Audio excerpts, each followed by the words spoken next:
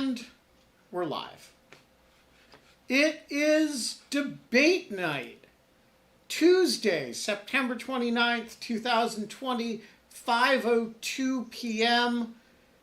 And Kate has breaking murder hornet news for you. So I'm just going to turn the monologue over to her. So I just want to say, hold on, I'm going to pull this up. Let's see if I can, yes, I'm going to open this with preview. I'm going to share my screen. I want everyone to see what I got sent earlier this morning, and I in fact woke up to, because I feel like you should all have to endure what I had to endure, which is someone selling a murder hornet sexy Halloween costume. And it's not just like us. It's just not like, it is like, this is just a lot. Like there are many aspects. First of all, like those are actually decent antenna. But like the robustness, but the robustness of the antenna is not matched by the rest of the outfit. The rest of the outfit is not, I would say, robust. It is scanty, scanty. I don't know if scanty is actually a word, but it should be. Scanty is a word. And there is just so there's just like this whole thing. But I just kind of was like, what could 2020 give us? This was not on my bingo card, but I really feel like I want to make a bingo card now, which is like horrible. I should just have like, someone should make a horrible Halloween 2020 bingo card of like, if you just made sexy Halloween costumes out of all of the disasters of 2020, what would they look like?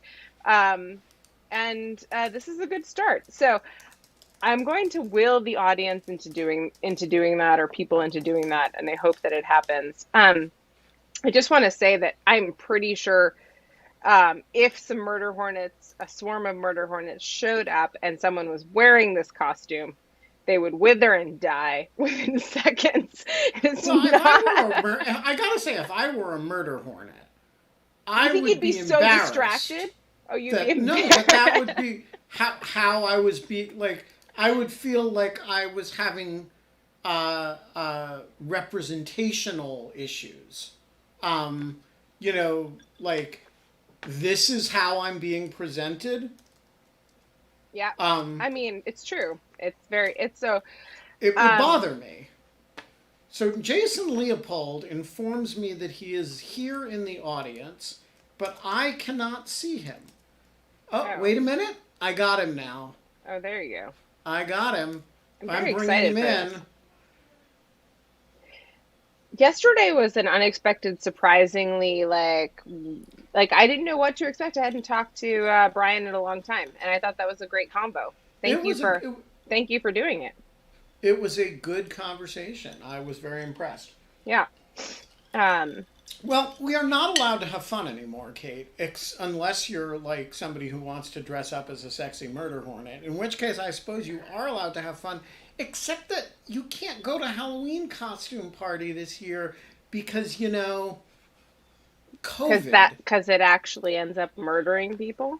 Yeah, it's like a special murder hornet thing. So, in lieu of fun, we have Jason Leopold. Hi, Jason. Hey there, how are you guys? And apologies for the crowd cast loading error. No, it's fine. Great, you've made it all up in your sleeves and your t-shirt. That is an amazing t-shirt. Wow, thank you.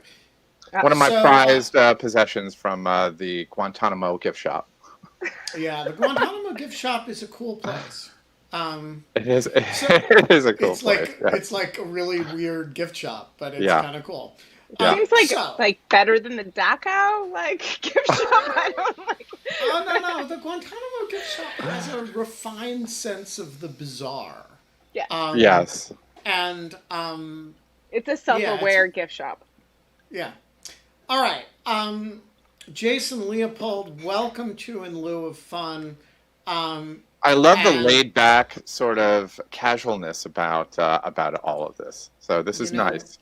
We have done it 187 days in a Wow. row without a break. We're not dressing up for it. We're not putting on makeup. You know, if the light gleams off my pate, oh fucking well. You know, like. I think I've got like a zit right here that everyone can see. Oh wow. As Shylock would say, if you shine light on me, do I not glow? So I have a bone to pick with you, Jason. It's kind of a joking bone to pick, but you guys you and your partner in crime, that Cormier character, got in touch with me about some SARs years ago now.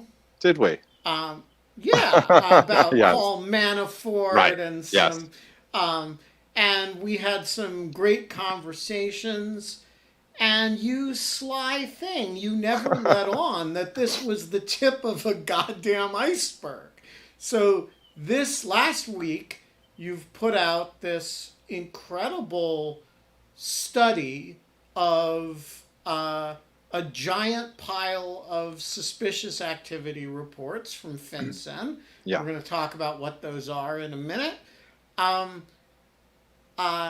You guys have had this incredible body of data, and here I thought you got like a cool Paul Manafort story, you got some cool money laundering, like Russian flows of money story.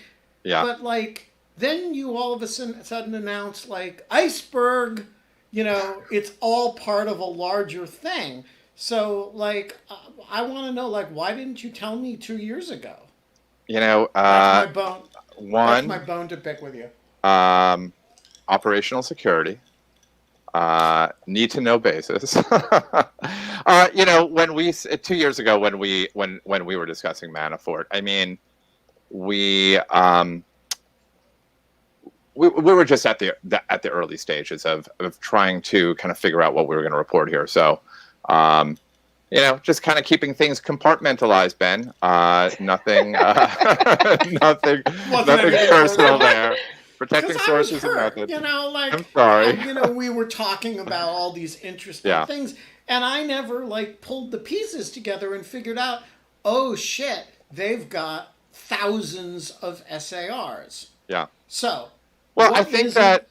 Go ahead. Go ahead. Well, I think that, you know, on that note, you know, it would be important to kind of give the backstory leading up to, you know, why these particular SARs exist, why we have these sets of SARs, and what we were writing about. And it all kind of dates back to 2017 and the congressional investigations into the presidential election of 2016 and Russia's interference. And as you know, there were a handful of committees very early on that were investigating. It wasn't just the Senate Intelligence Committee. You had the Senate Judiciary Committee. There were some subcommittees that were looking into things. You had Chuck Grassley's his committee specifically. They were looking into the funding of the dossier. So each of these committees, as part of their investigations, they looked to Treasury for some answers, and specifically, they provided Treasury with the lists, or a list of 160 individuals and entities. Some of these individuals, and they Felix Sater, they were looking for the, you know, financial, any kind of suspicious financial transactions about them. But then they also asked for, and this is the House Financial Services Committee, they asked Treasury, specifically the Financial Crimes Enforcement Network, for SARs on Deutsche Bank and Trump, and just a wide range of individuals and entities. So Treasury and FinCEN pulled this all together, and as we reported way back when, back at that time when we were discussing all of this. Some of these records were not turned over to some of these committees. FinCEN did not turn over some of these records. I couldn't tell you which ones were and weren't, but we received these records, and what we saw here, in addition to the, for example, the Aguilarovs, who we wrote about a couple of years ago, and some of their suspicious financial transactions that preceded and followed the infamous Trump Tower meeting in 2016. Banks just couldn't explain why there was this burst of financial activity. Once you sort of set that aside, and we started to take a look at the bigger picture, what we found what Congress wasn't even looking for. And what we found was how giants of Western banking were moving trillions of dollars in suspicious transactions. As we say in our story, enriching themselves and their shareholders while facilitating the work of terrorists, kleptocrats, and drug kingpins. And the ways in which the U.S. government has not taken enough action to stop this. So Congress hadn't even been looking for this, but that is the reason these particular records exist. And specifically, we tracked for 2 years $2 trillion in suspicious transactions. We mapped that out. So there's a lot on the table there, but let's start with a really simple question. Yes. What is FinCEN and what is an SAR? So FinCEN is the Financial Crimes Enforcement Network. It's an agency within the Treasury Department, and its mandate is to combat money laundering, terrorist financing, and other financial crimes. And a SAR is a suspicious activity report that banks will write up whenever they detect transactions, financial transactions that bear the hallmarks of money laundering, perhaps sanctions violations, and other financial crimes as well. In fact, just since you mentioned Paul Manafort, many banks, and we wrote about this back in, I think it was 2017. Actually, it's almost 3 years to the that Anthony and I wrote that first Manafort story. But banks flagged many transactions involving Paul Manafort over the course of, I think 5 or between 5 and 10 years. And they sent these reports over to FinCEN. And the FBI early on did investigate it when they were investigating Viktor Yanukovych and the looting of funds from Ukraine and Paul Manafort's connection to that. It went dormant for a while, and then after he was chosen to be Trump's campaign manager, it picked up again. But banks regularly file suspicious activity reports. FinCEN gets millions of these suspicious activity reports per year. And this is an agency that just doesn't have enough personnel to go through everything. So when we started to look at this is, we saw something that certainly we felt that the public needed to know, and we needed to inform the public about what essentially has been happening, what continues to go on as it relates to illicit financing. So I think this is amazing. I am to double down on the very basic questions that kind of Ben had you explain and just kind of lay out. I would be really interested to know why network?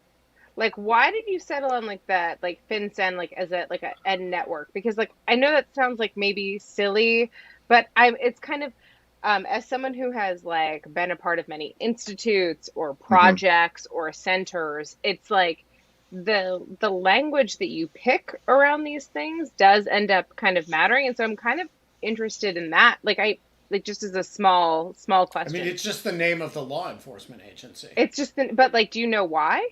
Like, I've never, like, is there any other thing that's called a network? That's kind of what I'm trying to say. That's an interesting question. I don't know. I mean, there's, they have an intelligence,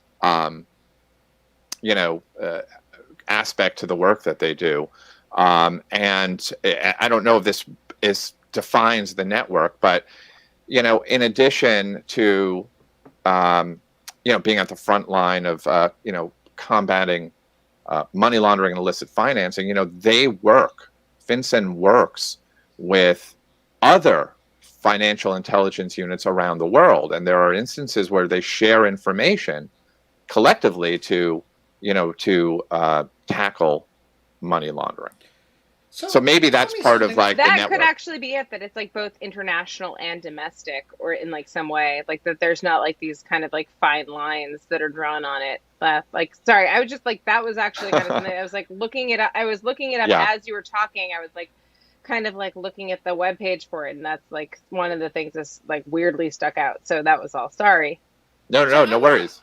I'm really interested in the question of whether FinCEN is working. So I've always thought of FinCEN as this really effective little agency because it basically does only one thing, which is that it tracks wire transfers, above a certain amount of money.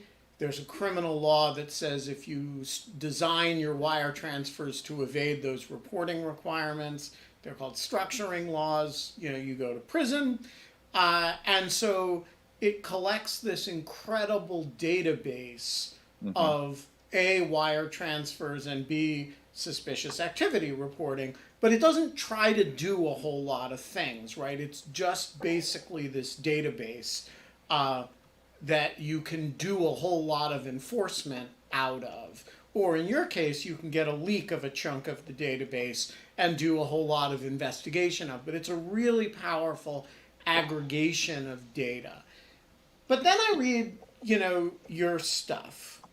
And, we have this incredible data set, and HSBC just goes on and as though it doesn't exist. And, here are the suspicious activity reports for all the illegal activity we're facilitating. We know they're suspicious because we're sending them to you. You know they're suspicious because you're receiving them. And we're under a frickin' court-appointed observer, and we're doing it right under their nose, and nobody does anything about it. And so my question is this an example of law enforcement success, or is it an example of law enforcement failure, or both? I mean, that's going to depend on who you speak to. I mean, from what I'm speaking to you. Okay, from what we found, what's your opinion? I don't. It does not appear that it's successful. I certainly cannot speak to the millions of SARs that may have assisted investigations involving a wide range of activities that other agencies dip into. I mean, I mentioned Paul Manafort for a reason. The reason I mentioned Paul Manafort is they had evidence, and they had the transactions, and they had all of this information involving bank fraud and money laundering, and nobody ever did anything about it. And they did investigate a bit, but then they sort of tabled it and didn't pick it up again until after he became campaign manager for Trump. So what FinCEN does, I mean, they have, as you mentioned, this database. This database houses 300 million financial related records, including SARs. And FinCEN shares this information with state and local law enforcement, the FBI, the Drug Enforcement Agency, Customs. I mean, so they share this information. I had been speaking with a compliance officer at a bank. And this compliance officer told me that they file they're regularly filing these suspicious transactions, right? So before they do that, they have a dossier, if you will, ready for anyone who comes back from government, from law enforcement, and says, we would like additional information. So when they file this, they're only allowed to attach, include one attachment, and that attachment is usually an Excel spreadsheet related to the transactions, CSV file. So this individual was telling me that less than 1%, ever get followed up on. So in that regard, it's not working, because it's what's happening is they're taking these transactions and it's going into a database, and that's where it sits. And maybe, there may be a time when they have to stay there for 5 years, right? So, that is, well, at least that's what the banks have to do. So it's going into this database, and maybe there are some patterns that some agencies will look into, whether it relates to drug cartels, and may ask FinCEN to pull a kind of data set that shows a pattern, or some similar instances as it relates to terrorist financing. But when it comes to what we found as it relates to sort of these, these 2,100 SARs and these transactions, they're just filing it, and that's it. And what's really noteworthy here is that in many of the instances, they're not even filing it within the 30 days that they're supposed to file it, or even the 60 days that they can receive an extension on. They're sometimes referred to as lookbacks. So maybe someone will pop up in the news, Michael Cohen, for example, or take your pick of anyone else, and then the banks will go in, do a search, and realize they moved transactions for these folks and write a SAR sometimes years later. So it's a lot of ass covering there. There's a lot of discussion revolving around defensive filings, right? Banks are worried that they'll be penalized, that they'll be fined. So they sometimes will just write a SAR just to get it out. But when you have this volume that's going into an agency, and you have just a couple of hundred, less than 300 people that are tasked with kind of looking at everything, it's just impossible. We decided to share these SARs with the International Consortium of Investigative Journalists, and through that collaboration that involved more than 400 journalists in 88 countries, this is what we reported. And we actually had more personnel, more journalists, but more bodies than FinCEN had to just cover 2,100 transactions. So of course something's failing here, but it's also failing when you have, as you mentioned, HSBC, they're able to pay these fines. These deferred prosecution agreements are not a deterrent. Sally Yates issued this memo back in 2015, maybe it was 13. Actually, it was 13, I believe, where she said that, in the aftermath of the financial crisis, that they banks and corporations need to share, information about anyone who is involved in criminal conduct. And then, Rod Rosenstein came in and he changed that. He said only, banks and corporations need to only share information on people who are substantially involved, in criminal conduct. And the goal was to try and, prosecute individuals or hold them accountable, but that's just not happened. So that's sort of obviously a very lengthy answer I just gave you, but it is part of the problem. This is an agency that's fairly obscure. It's not as if it, most people are aware that it exists. It's not a Department of Defense. It's an agency within an agency, you know, and it's sort of been their work has remained for the most part in the shadows.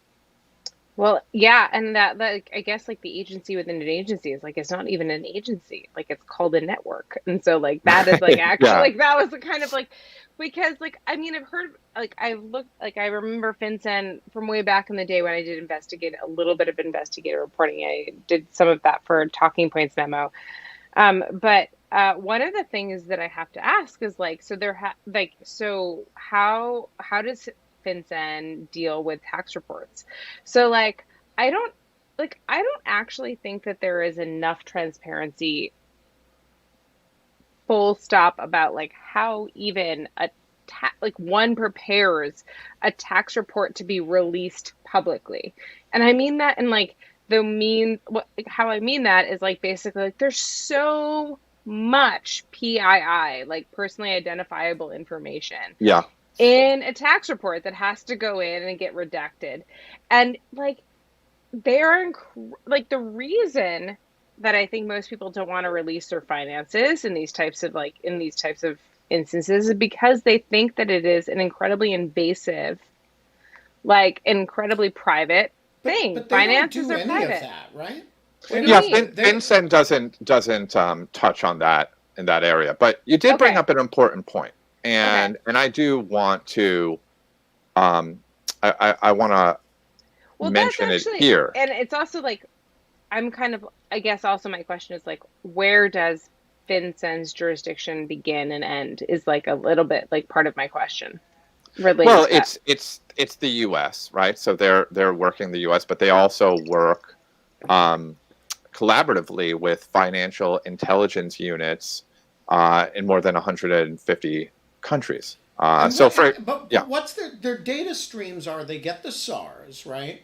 So SARs are banking accounts of activity they think are suspicious. But it's all banking, right? It's not like tax. It's all banking. Not like it's accountants.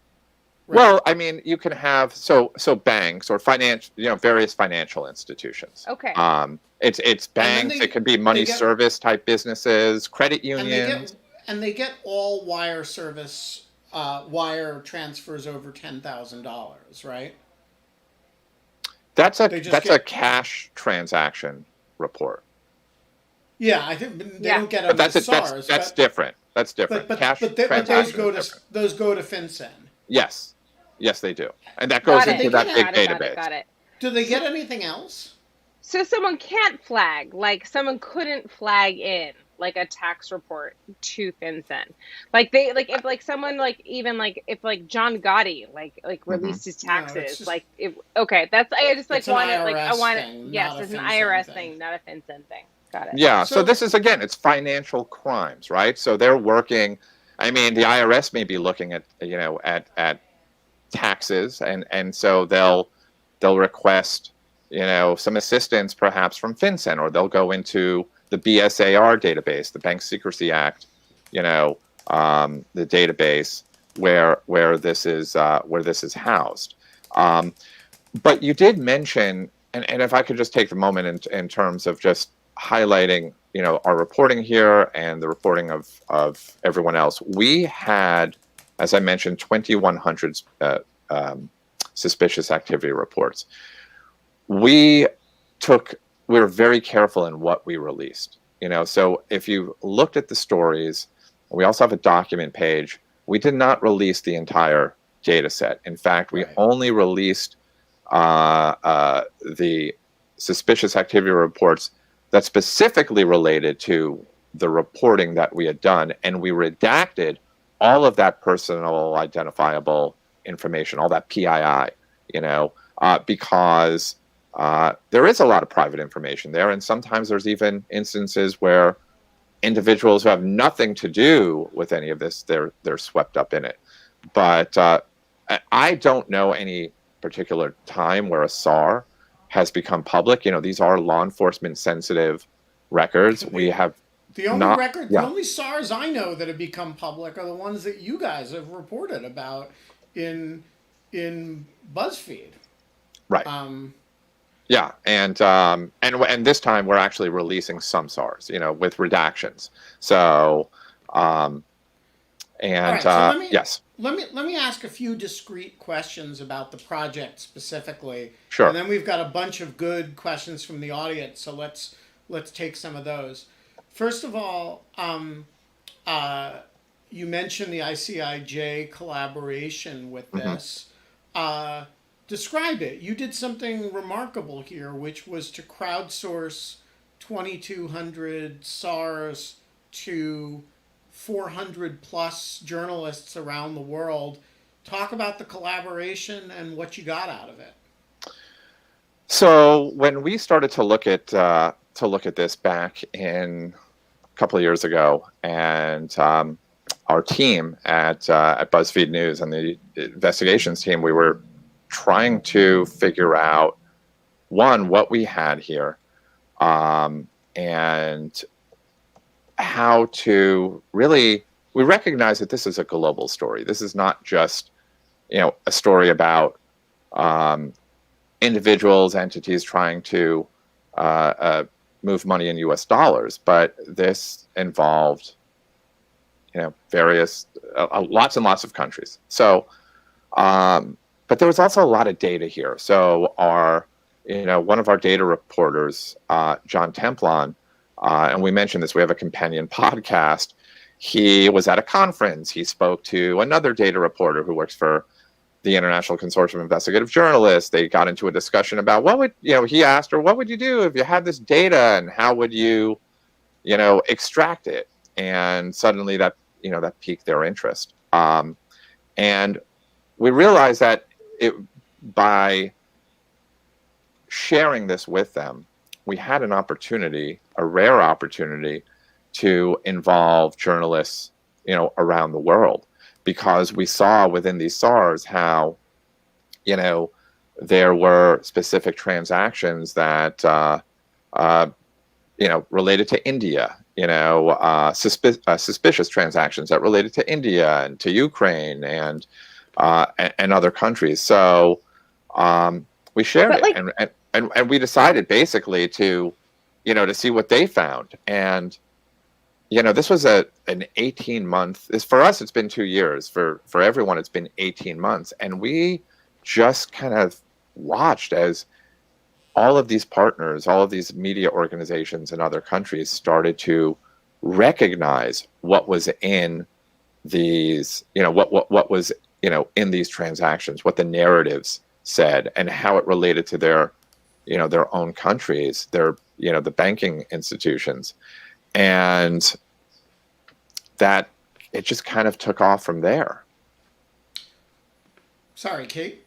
No, I'm happy to cede to the audience questions. Okay, Michael Fromberger, sideways. I think everybody's facing the same direction today. Well, you can see the people on the screen. You and Robin are both sideways, in the same slightly way. sideways in exactly the same direction. And now Robin's changed sitting up. The floor is yours, Michael. Yeah, thanks. No, the sideways is because I moved my computer to the desk so the cat could sit in my lap. She's not here now, though, so. Right, just to spoil your plans. Yeah, as is usually. This is why I hate cats. So I guess, one of the themes that seems to run through a lot of the disclosures like this, not that these specifically have been done a lot before, but we hear a lot of things like, sort of records of various kinds of financial malfeasance. And one of the things that seems to happen a lot of times is there's sort of an abject lack of surprise on the part of people observing this, and maybe worse, the regulators and the legislators who are supposedly responsible to do something about it, even for the regulations we already have. And so I guess the question I have is really that, given the sort of incredible power of corporate finance over elections via funding, especially within the United States, and policy making through lobbying, Do you really see that there's a productive path for the electorate to have a real influence on doing something about some of these issues? It doesn't seem like voting by itself has really helped that much, since we've been having the same conversation since at least the Reagan years, which is when I started paying attention to this stuff, and probably a lot longer than that. And so I'm mostly interested in kind of your thoughts as someone who's been deeply involved in sort of looking at these problems and how they interface. So, I mean, look, when we reported the story, our first story came out on Sunday, the 20th. By Monday, the 21st, Elizabeth Warren, who, is very close to these issues, she issued a statement. She said something needs to be done. She talked about introducing a new agency within the Treasury Department to sort of tackle this. And she also touted and reminded that she has legislation that's been pending, or that she introduced in 2018, called the Ending the Too Big to Jail Act, which would essentially hold executives accountable. There is legislation that's bipartisan legislation. I mean, the interesting thing about this and the things that we are reporting is that you don't actually have Democrats and saying we need to do something, and then Republicans saying no, we need to let the money laundering continue. They both agree that something needs to be done, and one of the things that they've been trying to do for a decade now is to put an end to these anonymous shell companies, right? So making sure that banks know who is behind the shell companies and the transactions that they're moving. So, but like things in Washington, trying to get that passed, to get a bill through, is quite difficult. What is really, really interesting to me, having been knee deep in reporting about, U.S. political, affairs for the past 3.5 years, and and the various investigations that my colleagues and I have undertaken, is that this is a story, as I mentioned, this is global. And what's been fascinating to see the response outside of the U.S. from lawmakers in the UK and Belgium and calls for hearings and investigations into this. So, it was really nice to kind of just take a break from all of the Trump reporting, even though this is what I see as an extension for that, and see how this has really, how the impact has been met outside of the U.S. And so that was interesting. But so before we go to the next audience question, just tick through. I mean, this is an ongoing stream of reporting. Yeah. So you started it, I think, last week sometime, with a kind of overview piece. Yes. And then there has been a major HSBC piece, a major Deutsche Bank piece, and a podcast. We also had a piece on Nobu, the sushi restaurant. Right. I don't know if you saw that with the Aguilerovs, who are investors in Nobu in Moscow. So there was some interesting there. We have a story on VEB Bank, and we also have an incredible data story. If you want to know how we did this, please read that data story, because I read that data story and my response was, holy shit, we did that? I could not believe what we did after reading that. So, but we will continue, so reporting. How much more is to come? Is it 10 stories and we're done? Is it 100 stories? Is it? I don't think we're actually putting a number on it. I mean, look, this is, Ben, the reporting that we did over the past 2 years and the amount of work that went into it. It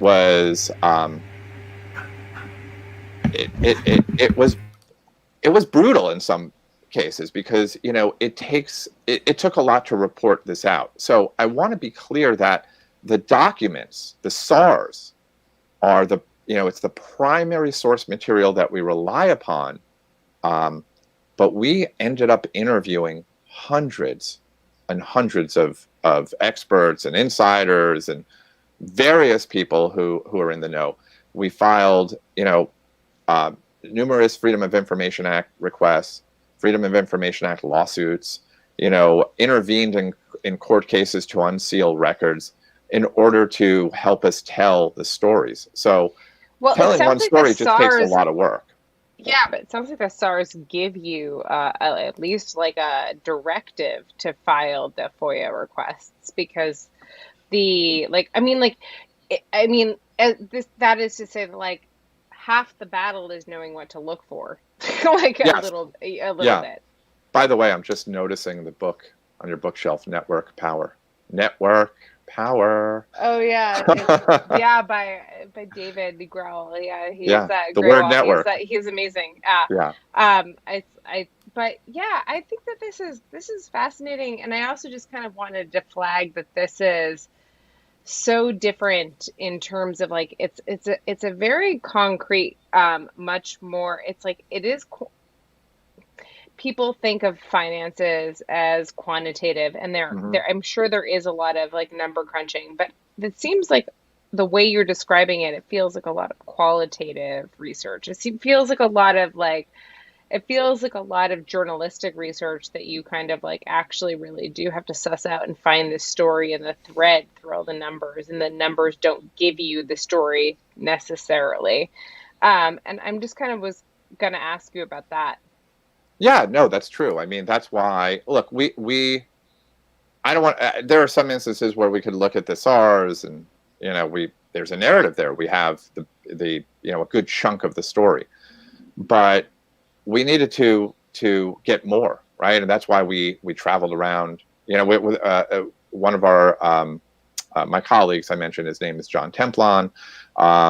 We saw this transaction for, involving, I think it was $27 million in fluorescent bulbs that banks flagged as suspicious. And it's like, what is this? And it turns out it was a shell company. Suspicious about that. I gotta say, I thought, these Cabin in the Woods was about to go out of have no more light bulbs. Anybody who thinks it's suspicious just hasn't gotten in touch with their inner, cat rat.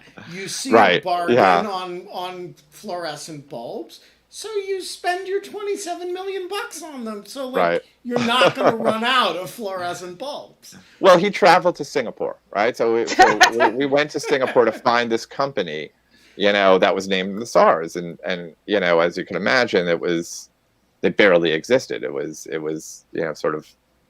just not there. And that's the kind of reporting, that it requires. So, again, I want to make also... Right, and to be very clear here, SARs are not evidence of a crime. It is not. They are simply records that can assist law enforcement and for prosecution, intelligence gathering. And there's more info there. So that's what we did. We took this and we fleshed it all out. I mean, imagine we were FinCEN. Yeah. So Robin?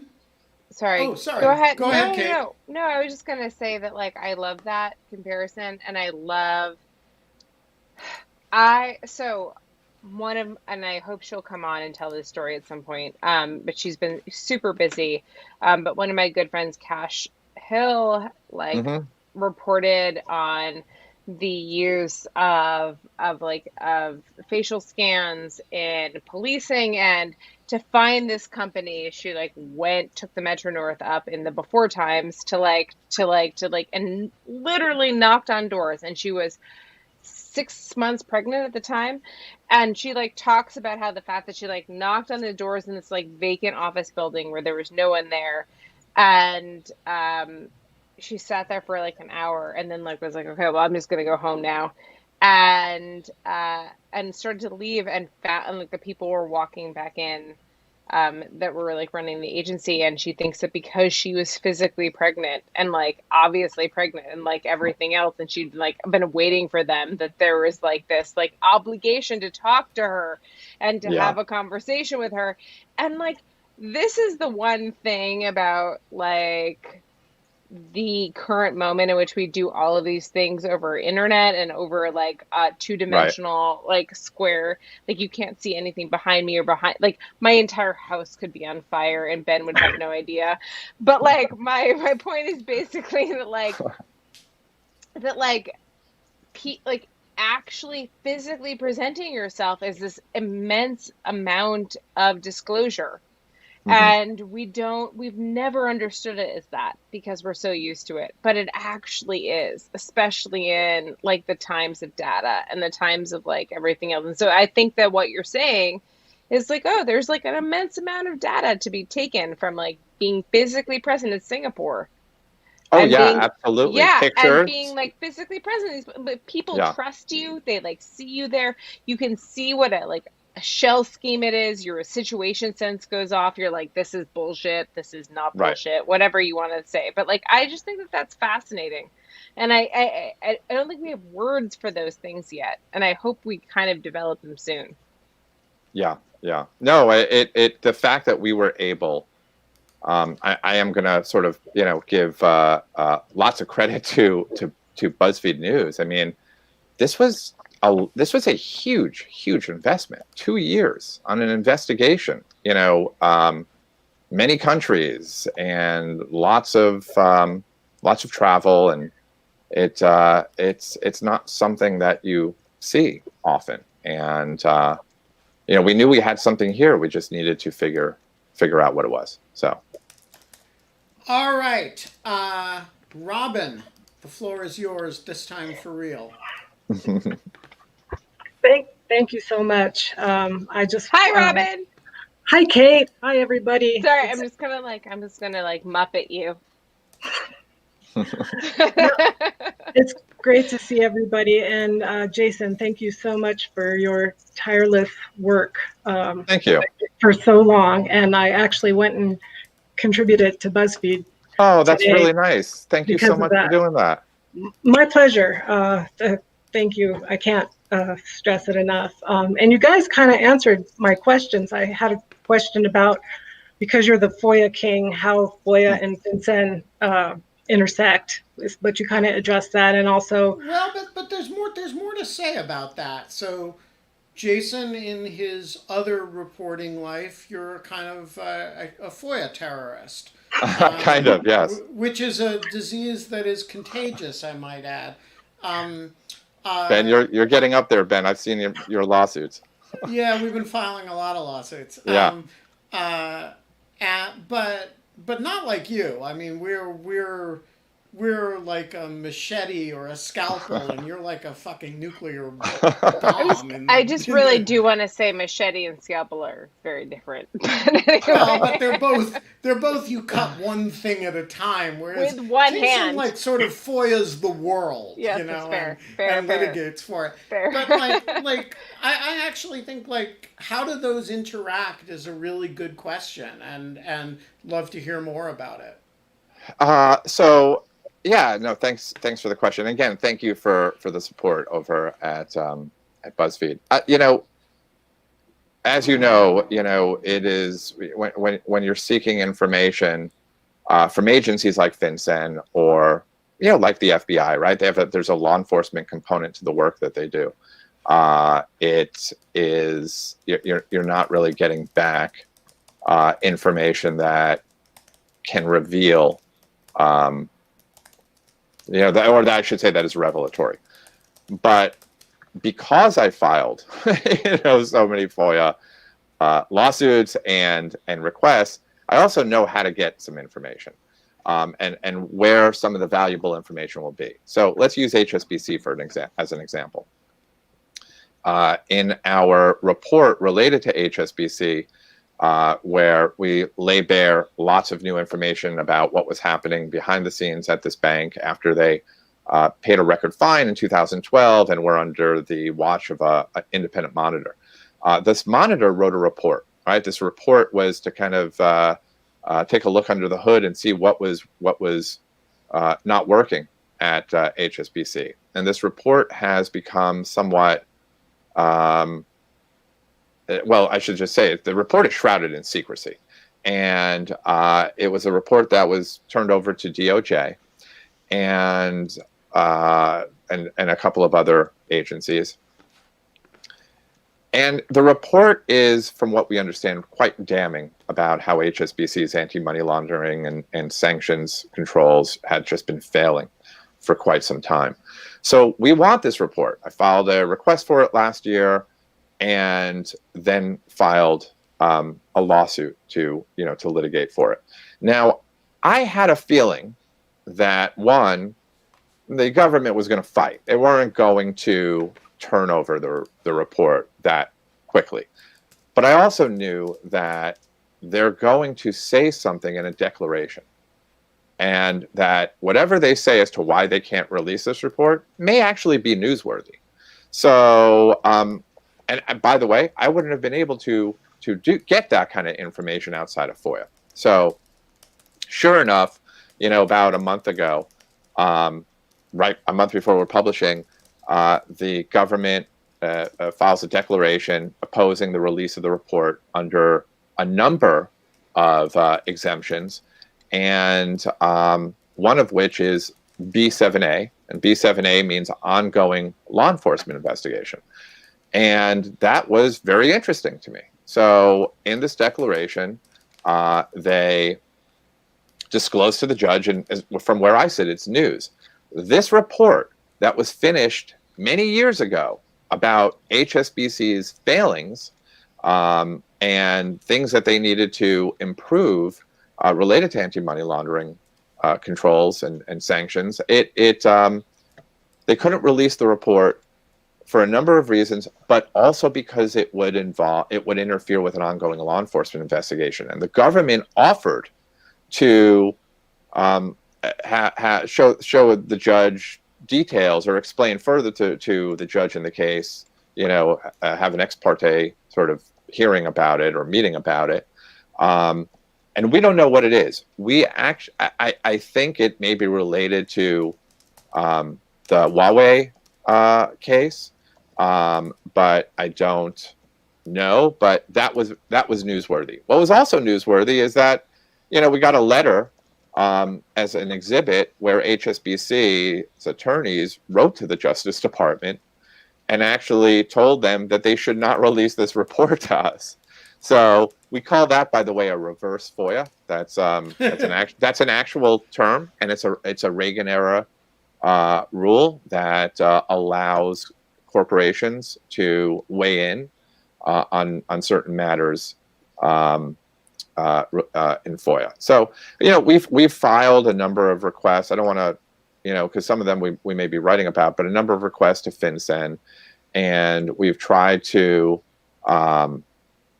pry loose records. It's been difficult. It's not an agency that gets lots of FOIA requests, but we did also a number of requests, in New York State Financial Services, but it's still ongoing. It's an ongoing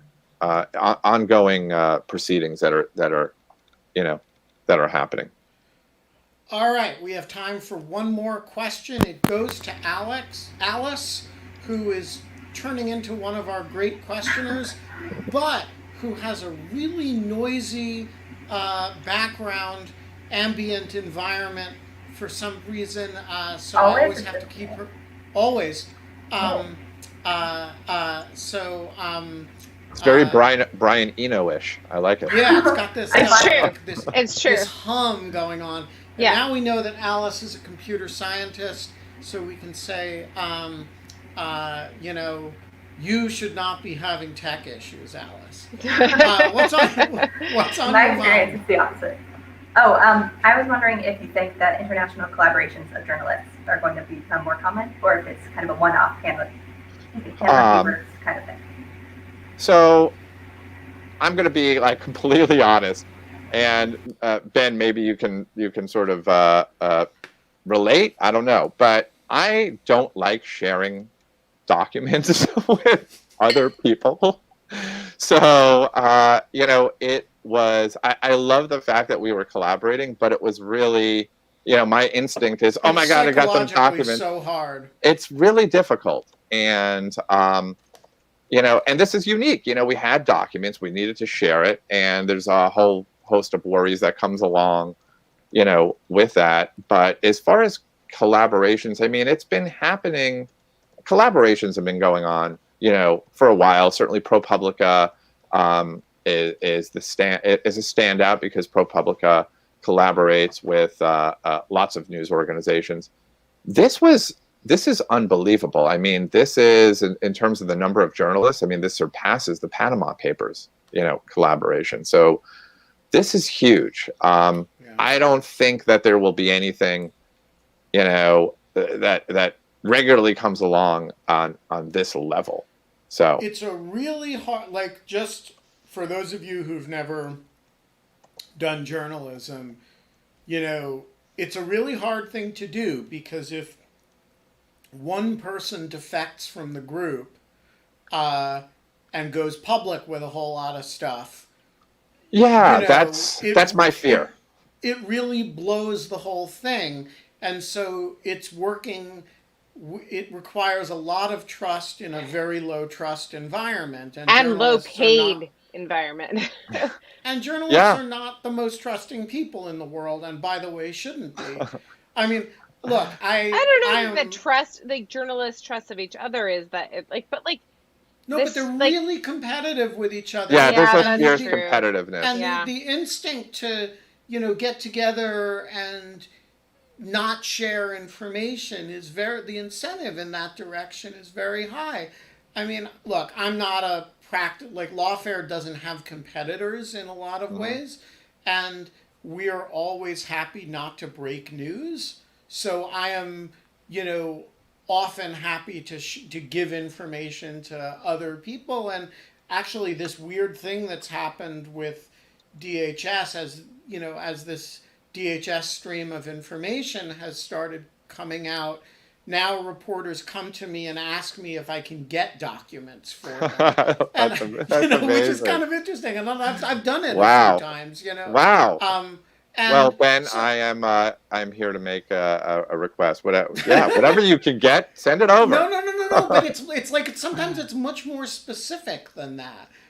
I hear there is a document that is X, Y, and Z. A, does it exist? And B, do you know if you could get a copy of it? And, at least once the answer to that has been, yes, it exists, and yes, I can get a copy of it. I do think in an environment in which the relationship between the press and government is as adversarial as it is in this administration, you see more collaboration between people in the press than you used to. No, I think that's a very important point. And I want to make it clear here that our collaboration with ICIJ was amazing. It really was amazing. I've never, ever done anything like this. And, lots of fears and, that anxiety associated with it. But man, it was just incredible working with that many journalists. And like I said, to just see, this impact and to see really other people continuing to report on these stories. So I don't know how, we're going to continue to report till we're done, whenever that may be. But I predict never. But that's well, it's only 2,200 documents. Right. You're not going to do, but 22,000 pages. 22,000 each page. But then it's like you got to map that. Then you stretch out all the numbers and the transactions, and it becomes more pages and more pages. Kind of like how don't speak too soon. You could be like Suf John Stevens, who was like, "Yeah, I'm going to make an album for every state," and then he was like, "I'm going to be 90. Right. he just stopped. This sucks. He just stopped. Right. I know. It's like, where's my album with Alaska? Right. Exactly. Try to make an album of Delaware. All right. Jason Leopold, you're a great American. It's good to see you. Give thanks, my man. best Thanks, to Kate. Anthony. Tell him I not will. to be such a stranger. I will. We will be back tomorrow with Tom Nichols to chew over the debate, which will be 3 hours from now. I can't decide if I'm looking forward to it or dreading it. Kate is not going to watch it. She's only going to watch the response to the debate on Parler. I think Kate's live tweeting of the Parler response to the debate is going to be a thing of beauty. Or horror. I'll make it beautiful. But we will get a full report on the debate as seen through Parlay. 22 hours, 58 minutes from now. And until then, we don't have fun anymore. But in lieu of fun, we have 2,200 SARs constituting 22,000 pages.